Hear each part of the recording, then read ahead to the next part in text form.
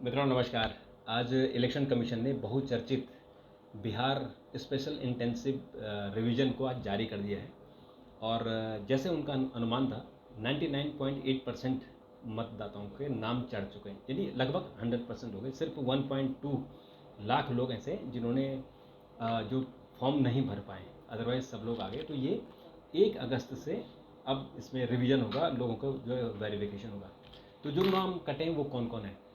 इसमें 22 लाख लोग वो हैं जिनकी मौत हो गई है और उनके नाम अभी भी राशन उसमें इलेक्शन कार्ड में चल रहे थे। 7 लाख वो मतदाता हैं जो 2 जगह उनके नाम थे, दिल्ली में भी थे या दूसरे स्टेट्स में भी थे और बिहार में भी थे।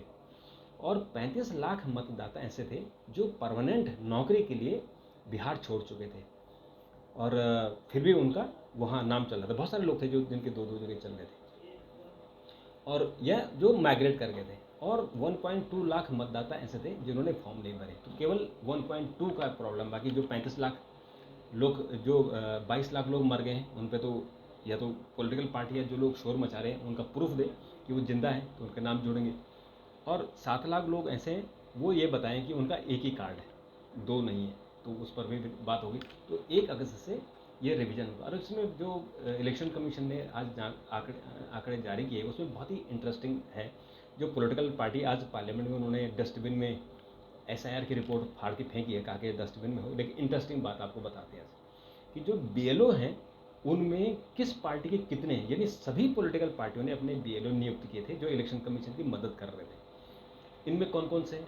इसमें 12 राजनीतिक दल हैं, जिसमें बहुजन समाज पार्टी है, भारतीय जनता पार्टी है, कम्युनिस्ट पार्टी है, इसमें कांग्रेस है, इसमें जनता दल यूनाइटेड है, लोक दल समता पार्टी है, इसमें कम्युनिस्ट पार्टी ऑफ इंडिया है, इसमें राष्ट्रीय लोक जनशक्ति पार्टी है, लोक जनशक्ति पार्टी रामविलास भी है, और इसमें नेशनल पीपुल्स पार्टी है, आम आदमी पार्टी है।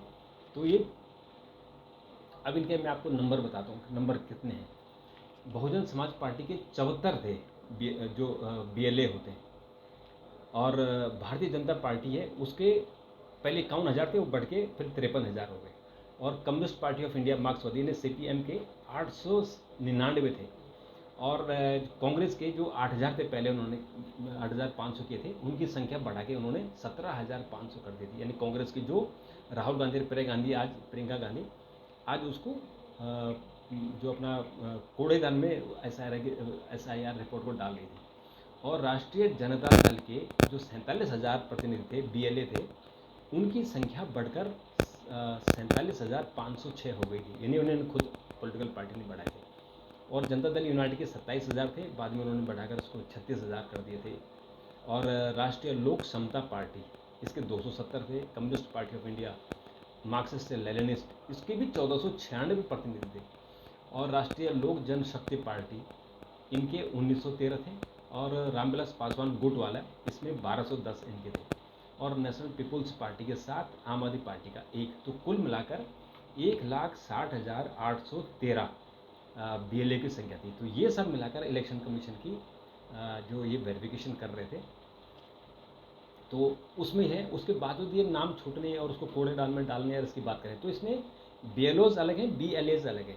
बीएलओ सरकारी होता है, जो सरकारी कर्मचारी होते हैं। बीएलए होता है जो पॉलिटिकल पार्टी के प्रतिनिधि होते हैं।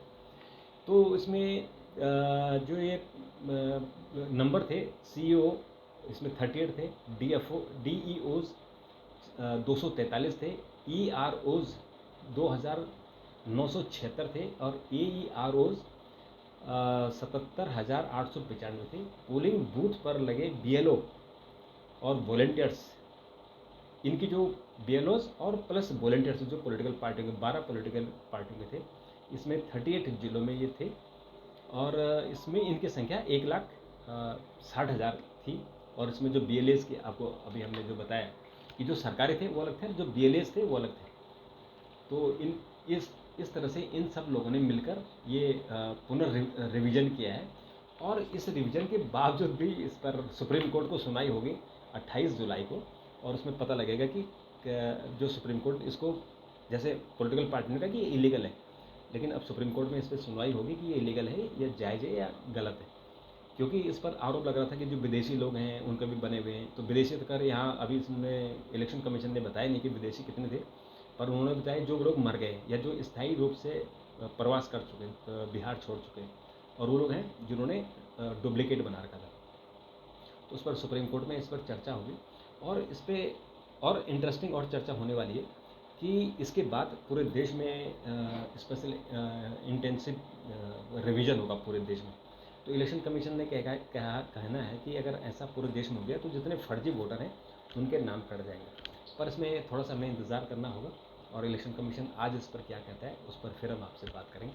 अभी के लिए इतना। अगर आपके कोई कमेंट हो तो ज़रूर कीजिएगा, हम इस पर जवाब देने की कोशिश करेंगे। नमस्कार।